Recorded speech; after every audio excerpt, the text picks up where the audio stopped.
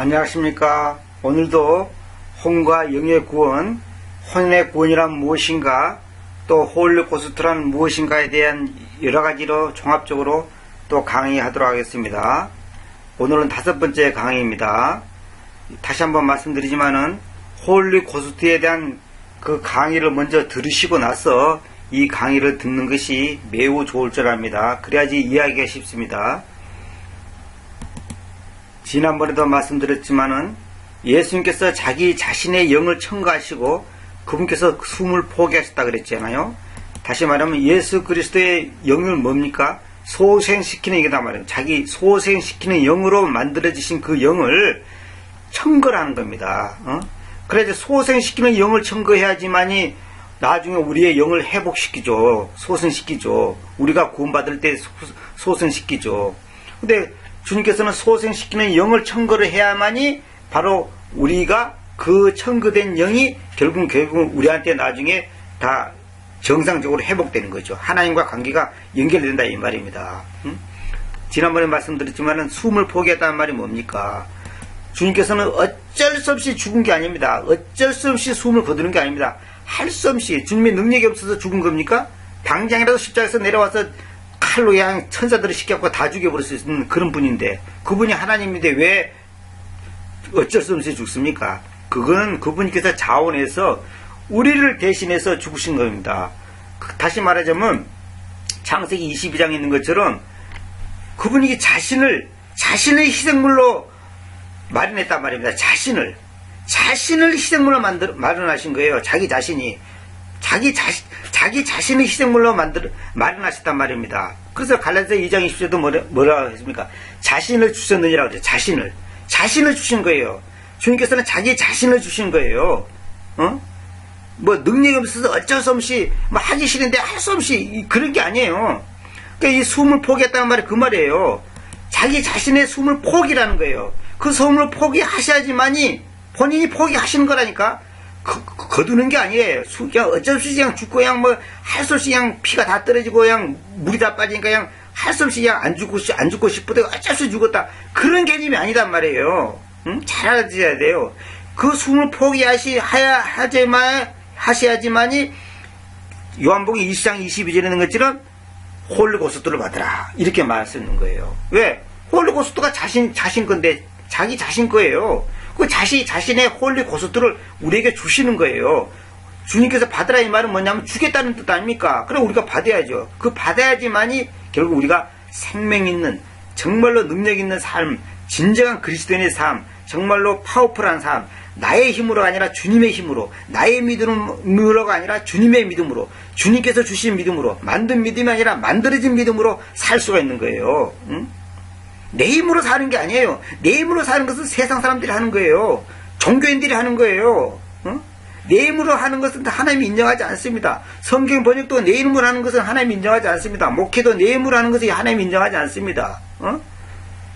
교회 헌금도 내 힘으로 하는 것은 인정하지 않습니다. 기도도 내 힘으로 하는 게 아니에요. 주님이 주시는 힘으로 하는 거예요. 내 믿음으로 하는 게 아니에요. 내 능력으로 하는 게 아니에요. 우리한테 무슨 능력이 있어요? 우리한테 무슨 사랑이 있어요? 우리한테 무슨 재주가 있어요? 없어요. 우리한테는 하나님이 주셔야 되는 거예요.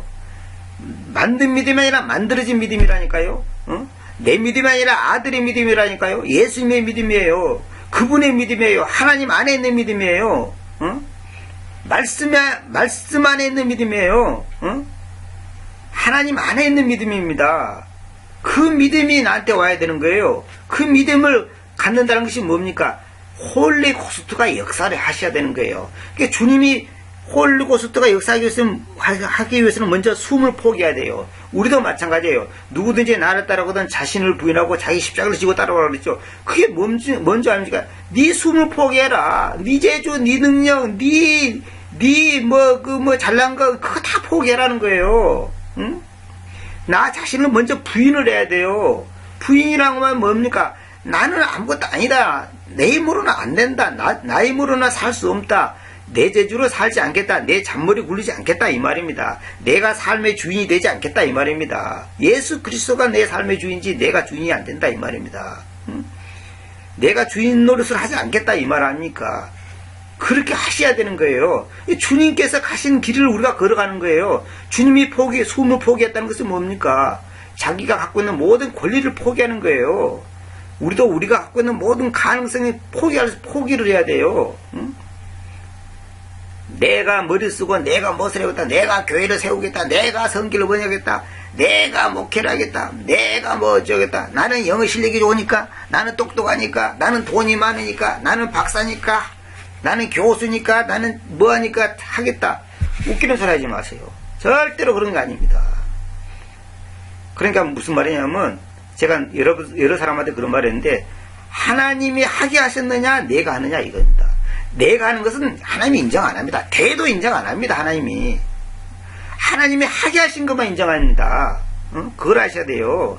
그것이 바로 믿음의 생활이에요. 믿음의 생활이 뭡니까? 믿음의 생활이에요. 나의 생활에 믿음의 생활. 그 믿음이 누구 믿음? 예수님의 믿음. 예수님의 믿음이 나한테 역사하시는 거예요. 그것만이 하나님이 인정하는 겁니다. 아버지로부터 온 것만이 하나님께서 인정하시는 겁니다. 그걸 꼭 아셔야 돼요. 이거 굉장히 중요한 겁니다.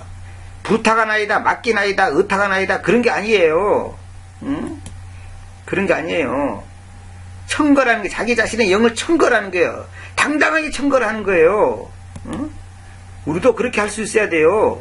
우리가 보세요. 의탁하나이다 이렇게 하면 안 되고 숨을 거두다 이렇게 하면 안 됩니다. 숨진이라 이렇게 하면 안 됩니다. 숨을 포기하시는 거예요. 이 포기라는 단어를 잘 아셔야 돼요.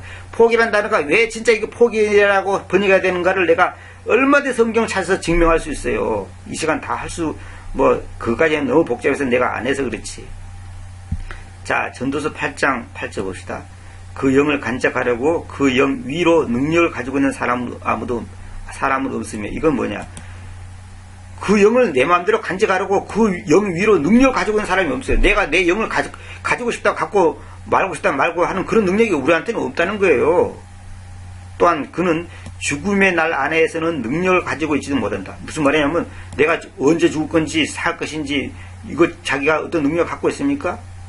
그런 인간은 없어요. 내가 어느 날 죽고 싶다가 죽고 말고 싶다가 말고 그런 게 아니에요. 그리고 저 전쟁 안에서는 아무 면제도 없으며, 전쟁통에 자기가 안 가고 싶다고, 군대 안 가고 싶다 안 가고 그럽니까? 그런 게 아니에요. 또한 사악함은 그것에 주어져 있는 저들을 구출하지도 못할 것이다. 뭐냐면 사악한 것이 그 악의 전쟁에 전쟁 때 주어져 있는 저들을, 그러니까 다시 말하면 전쟁에 갈 수밖에 없는 그 사람들을 구출하지 못할 것이다. 사악한 것이 그거 할 수 없다 이 말입니다. 제가 여기서 강조하고 싶은 것은 그 영 위로 능력 가지고 있는 사람은 없다. 그 영을 간직하려고, 그 영을 내 마음대로 간직할 수 있습니까? 아니, 소생시키는 영을 내가 내 마음대로 간직할 수 있어요? 내 마음대로 할 수 있어요? 안 돼요. 하나님이 주셔야 되는 거예요. 예수 그리스도가 그 숨을 포기할 때 그것이 가능한 겁니다. 내가 구원받고 싶다고 구원받아집니까? 내 마음대로? 내가 믿고 싶으면 믿고, 말고 싶으면 말고, 천당 가고 싶으면 가고, 말고 싶으면 말고, 그게 마음대로 됩니까? 그건 안 되는 거예요. 그 영 위로 능력을 가지고 있는 사람이 없다. 영을 다스리는 능력이 없다 이 말입니다. 위로 이 말은 다스리는 능력이 없다는 거예요. 내가 그렇게 내 마음대로 그것이 되는 게 아니다 이 말입니다. 죽음의 날 안에서는 능력을 가지고 있지도 못한다. 아니, 어떻게 죽음의 날에 자기가 능력을 가지고 있어요? 그거 불가능하죠. 자, 왜냐하면 님께서 시편 16편 10절 봅시다. 저의 혼을 지옥 속에 남겨두지 않으실 것이며. 자, 이제 본격적으로 이제 혼의 구원에 대해서 설명이 나오네요. 저의 혼을 지옥 속에 남겨두지 않을 것이며, 님께서는 부패를 보도록 님의 거룩한 분을 내버려 두지 않으실 것이기 때문입니다. 보시오. 혼을 지옥 속에 남겨두지 않는다는 거죠. 영이 아니라 혼이 지옥 가는 겁니다. 혼이 지옥 가는 거예요. 이 지옥이 어디가 있냐? 나중에 이거 제가 말씀드리려고 했는데, 지옥은 뭐냐면 지구의 중심 내핵 속에 있습니다. 내핵. 어떤 목사 간증 들어보니까 자기가 내가 이름 밝혀도 되겠어. 유튜브 같은데 다 지금 돌아다니기 때문에.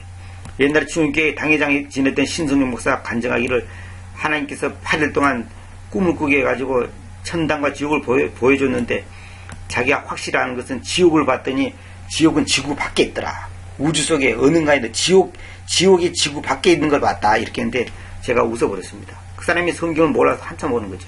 그 꿈이 잘못된 거죠. 그게. 어떻게 지옥이 지구 밖에 있습니까? 지구 안에 있지.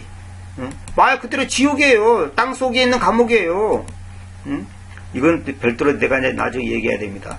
지옥은 지구 내핵 속에 있습니다. 내핵. 지구의 심장 속에 한가운데 있다고요. 자, 여기에 대한 것은 나중에 내가 이제 더 리얼하게 한번 내가 말씀드리도록 하겠고, 사도행전 2장 27절 봅시다. 그 까닭은 님께서 저의 혼을 지옥 속에 남겨두지 않을 것이며, 요거 똑같은 그 인용한 거죠. 시편 16편 10절을 갖다가 사도행전 2장 20절에서 인용을 합니다. 성경에서는 항상 구약에 있는 모든 것을 신약에서 다시 이제 재탕을 하는 거죠. 저의 혼을 지옥 속에 남겨두지 않을 것이며, 또한 님께서는 부패로 보도록 님의 거룩한 분을 내버려 두지 않을 것이기 때문입니다. 여기서 뭐냐면 예수님께서 자기 혼을 지옥 속에 남겨두지 않는다는 거예요. 이건 뭐냐면 예수님께서 베드로전서에 보면 지옥에 가서 감옥에 갔다는 말이 있죠. 보세요. 네. 이것은 뭐냐면 님께서 저의 혼을 지옥 속에 남겨두지 않을 것이며, 이 말이 뭐냐면 베드로전서 3장 19절에 보면 그 영님에 의해서 또한 그분께서는 감옥 안에 있는 그 영들에게로 가서 선포하셨으니 이랬죠. 이거 굉장히 좀 난해한 구절인데 요것도 나중에 제가 설명을 해야 되겠습니다. 이것을 지금 언급하는 겁니다. 다시 말하면 예수님께서는 우리의 죄를 가지고 지옥에 들어가서 지옥에다 던져버렸어요. 그래서 그 다음에 주님께서는 나오셔서 셋째 하늘에 올라가서 부활하셔서 올라가셨는데, 주님께서 두 번째 오실 때는 죄와 상관없이 온다는 그런 표현이 있죠. 그 죄와 상관없이가 아니라 죄 없이 오는 거예요. 왜? 그 죄를 지옥에 던져버렸기 때문에. 죄와 상관없이가 아니라 죄 없이 오는 거예요. 그 제가 죄란 무엇인가 강의할 때 아마 말씀드렸을 겁니다. 그거 꼭 찾아보시기 바랍니다. 그러니까 뭐냐면 요나가 밤낮 사흘 낮밤을 갖다가 고래 뱃속에서 있었잖아요. 그 고래 뱃속에 있었던 요나의 사건이 뭐냐면 예수 그리스도가 앞으로 십자가에 돌아가신 다음에 감옥 안에 있는 영들에게 갔어서 밤낮 3일 동안 정확하게 72시간 동안 주님께서 감옥 안에 있는 거예요. 다시 말해 지옥에 있는 거예요. 왜 가냐? 그 영들에게 선포했다는 거예요. 그럼 영들에게 구원의 기회를 주기 위해서 선포하는 게 아니고, 주님께서는 그 사건을, 주님께서 하신 그 사건을 정확하게 알려주어서 주님의 그 구속의 그 사건의 정당성과 합법성과 또 뭐냐면 너희들이 심판받을 수밖에 없는 그 심판에 대한 그 합법성을 정확하게 알려주는 겁니다. 그러니까 그것이 말하면 뭐로 변하나요? 그 합법성을 입증하는 겁니다. 그게. 자, 그건 나중 제가 얘기를 하겠는데, 어쨌거나 저의 혼을 지옥 속에 남겨두지 않는다 이 말입니다. 우리를 지옥 속에 남겨두지 않습니다. 그렇기 때문에 우리가 결국 예수 그리스도가 그 죄를 지옥에다 던져버렸기 때문에 우리는 지옥과 상관없는 삶을 살고 우리의 혼은 바로 세 번째 하늘로 가는 거죠. 응? 이걸 말한 겁니다. 자, 에스겔 18장 4절 봅시다. 눈여겨보라. 모든 혼들은 나의 것이니, 모든 혼들은 주님의 것이래요. 아버지의 혼처럼 또 그렇게 또한 그 아들의 혼도 나의 것이다. 죄 짓는 그 혼, 그것은 죽을 것이다. 그러나 혼이 다 주님의 것인데 죄 짓는 혼은 죽는다는 거예요. 죽는다는 말은 뭡니까? 혼이 없어진다는 뜻이 아닙니다. 이걸 지금 여호와 증인들은 뭐냐면 혼이 없어진다. 다시 말하면 죄 짓는 혼은 없어져. 그렇기 때문에 지옥이라는 것은 없다. 천당도 없다. 잠들어 있다가 예수님이 재림할 때 부활해가지고 새하늘과 새 땅으로 들어간다. 14만 4천 명이 들어간다. 그 사람들의 주장이 그거예요. 그 사람들의 14만 4천 명만 구원받는 뜻이 아니라 14만 4천 명이 한마디로 리더자, 지도자가 되는 거죠. 그래가지고 자기들은 이제 영원한 새하늘과 새 땅에서 영원히 산다. 천당 지옥은 없다. 이제 그렇게 주장하죠. 여호와 증인들은. 죄 짓는 그 혼은 그것은 죽을 것이다. 이 말이 뭐냐면 아까 말씀드렸죠.